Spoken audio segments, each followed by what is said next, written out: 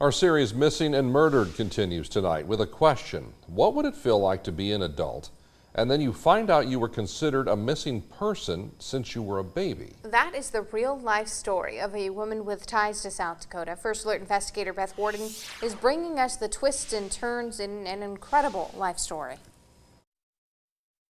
This woman, born in South Dakota, is proud to say her name. You say Achethakawe, Anukasan Chopa. Translated, that means brave woman, beautiful bald eagle. For many years, she didn't know her name or her past.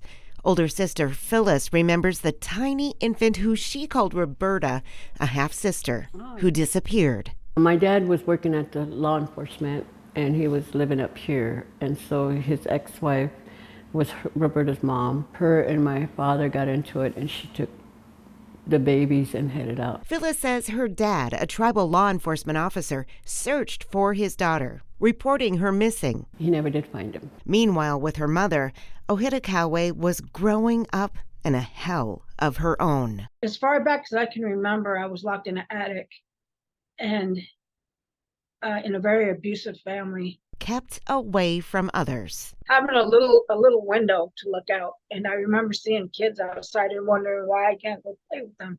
Why can't I go out there? I just couldn't understand why love had to hurt. Social services got a tip and removed the beaten, sick, and emaciated girl. I was lucky enough to land in a foster home with a lady named Florence Krause. And when I would feel that pain, she was right there comforting me, letting me know that I was safe and that I didn't have to feel that way anymore.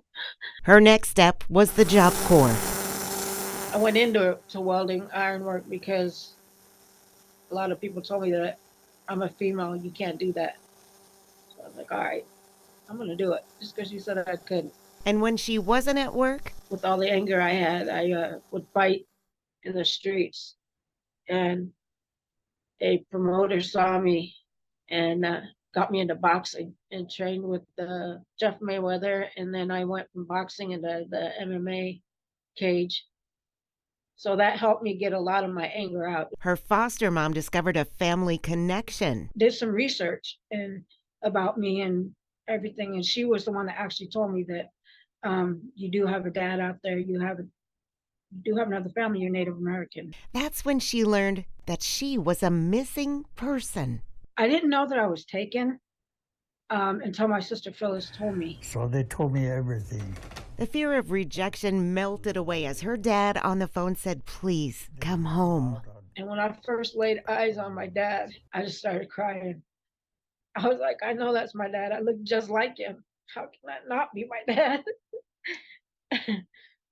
And he met me at the gate of where he lives. And we both just hugged each other and just started crying. And my dad was so happy. It was just, he said, I've always wondered where you were. I always wondered, everything about you. She met and heard stories of her siblings, all 23 of them. I was like, what? I have that many brothers and sisters? I felt so alone for so long. And to find out that I have all these brothers and sisters, I was just so happy. She's following in her dad's footsteps in the film industry and as a model. Discovering her family and her culture brings healing. I feel like a lot of the pain, a lot of the anger that I had, I don't have it anymore. I'm happy. For those still missing a loved one, To the ones that are out there that are lost, don't give up. Never give up. Ohitakawe tells me she did look at pressing charges against her mother, but was told it was too late due to the statute of limitations. In Sioux Falls, Beth Warden, Dakota News Now. Now, if you have tips about a missing person, you can contact law enforcement or you can remain anonymous by reporting your tips through Crime Stoppers.